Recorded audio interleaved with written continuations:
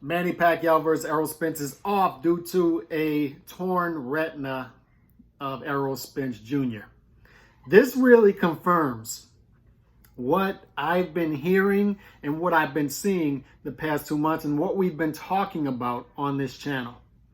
Okay, Manny Pacquiao still going on to fight Ugas on the same night, late replacement. And this is not a guy you fight on late replacement, which once again is why I continue to big up Manny Pacquiao and to give him the respect that he deserves as an all-time great, because Ugas is not a guy that you take on late notice. This is a guy who's a legit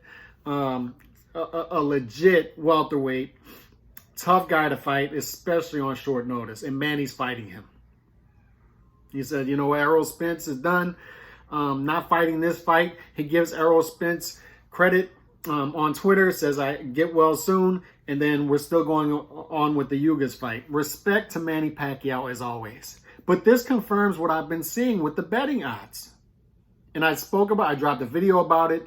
What was that, in late June? We did a podcast about it in July.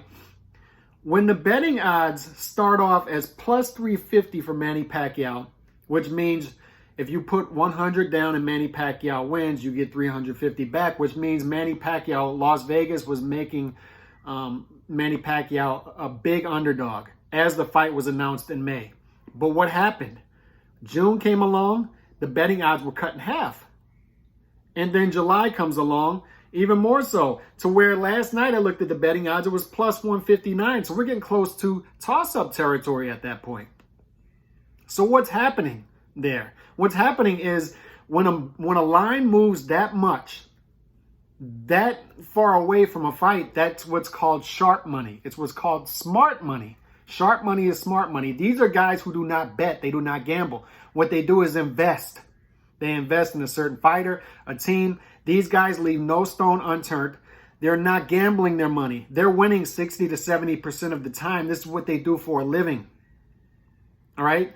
They leave no stone unturned. These are the guys who bet football games and know weathermen who will be able to tell you at 11 o'clock on a Saturday, the wind's going to be moving at 5 miles per hour in this direction. There's going to be a little bit of rain, a little bit of mist. It's going to be 50 degrees. They know weathermen. They know coaches on both staffs that can tell you practice is going well this week. Practice is not going well this week. This guy's hurt. They know that if a guy's hurt before the fight even happens. So what's happening when a line moves that much in a boxing match? These sharp money guys know Errol Spence is not doing well in sparring. They know Manny Pacquiao looks sharp in training camp. They know people in these training camps who are reporting back to them and telling them what they see within the training camp, people that they trust. So when a line moves that much, that far away, that sharp money moving it, and sharp money is moving it for a reason. For a reason. And the reason was Errol Spence Jr. apparently was getting touched up in training camp, was not looking good in sparring, and the retina problem confirms that to us. Could have been a freak injury, but more than likely was not looking all that sharp in training and sparring. Manny Pacquiao was looking great in training, and you can tell that because he's staying on this date. You know, if Manny Pacquiao wasn't having that good of a training camp, guess what? Okay, we use that as an excuse to get off this fight. There's no way we're going to fight a top welterweight as his replacement. Ugas is a guy who is high risk, low reward. If you beat Ugas, oh, great, you beat Ugas. A lot of casual fans don't know who he is, but he's a tough fight. If you lose to Ugas, that's a problem. So Manny is taking a high risk, low reward fight as a replacement of Ugas. That confirms to me that he's having a great training camp, and Freddie Roach does not want to waste this training camp. So it confirms what the betting odds have been telling us. All right, it sucks that Errol Spence, it's been a terrible year for boxing, and what should have been a great year. You had the Tyson Fury mess, you had the Caleb Plant mess, now you got this Errol Spence mess. Should have been a great year. Nonito Donaire backing out of the Casemiro fight. Should have been a great year for boxing given the vacuum of 2020 where nobody was fighting. This should have been the year where everybody was mixing it up. Everybody was active. Instead, we got the opposite of that. We've got 2 bad years straight of boxing so far. But what is a positive is Manny Pacquiao. because he's showing you how to move as a fighter. He's saying, you know what, Errol Spence Jr. can't fight. Next guy up. Keep it moving. Let's go. I got fans coming to this fight. I'm still going to give him this fight. I'm still staying on this date. So good for Manny Pacquiao. And what's ironic about this is Ugas is going to be fighting Manny Pacquiao. He's going to be defending Manny Pacquiao's belt against Manny Pacquiao. The WBA belt that Ugas has is really Manny Pacquiao's belt. They stripped Manny Pacquiao of it due to inactivity, which they shouldn't have.